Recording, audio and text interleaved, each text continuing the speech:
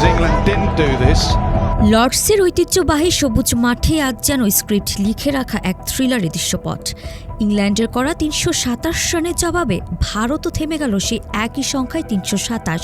Test ক্রিকেটের শতবর্ষের ইতিহাসে এটি মাত্র নবমবার যখন দুই দল প্রথম ইনিংসে একই স্কোরে থেমে গেল।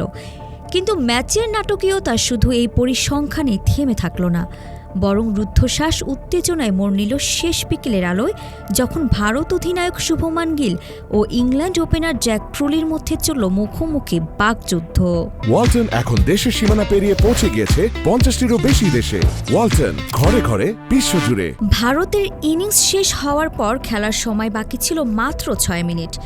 কার্যত বাধ্য হয়ে ব্যাট করতে নামেন বেন ডাকেট ও জ্যাক ক্রুলি। লক্ষ্য ছিল নিরুত্তাপভাবে দিনের খেলা শেষ করা, কিন্তু এক ওভারের মধ্যেই চিত্রনাট্যে এলো মোচড়। বল হাতে ছিলেন যশপ্রীত বুমরাহ আর ক্রুলি ছিলেন রক্ষণাত্মক ভঙ্গিতে দৃঢ়। ওভারের পঞ্চম বলে অফ স্টাম্পের বাইরে গুড লেংথে পিচ করে আচমকাই বল লাফিয়ে ওঠে।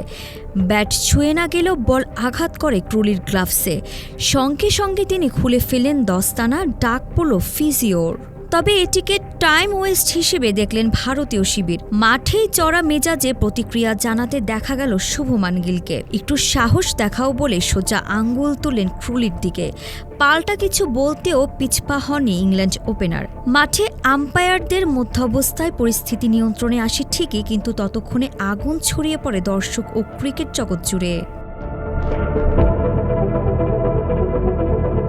ক্রুলি কি সত্যি আঘাত পেয়েছিলেন নাকি সময় নষ্ট করাই ছিল উদ্দেশ্য? গিল কি মাত্রাতিরিক্ত প্রতিক্রিয়া দেখালেন নাকি একজন নেতার মতো দলে আগুন জ্বালালেন? এসব প্রশ্নের উত্তর সময়ই দেবে। তবে এটুকু নিশ্চিত, লর্ডস টেস্ট এক নতুন নাটকের জন্ম দিল, যার শেষ অধ্যায় এখনও লেখা বাকি। আরিফা জাহান, প্রিনন, বিডি আর্কাইভ।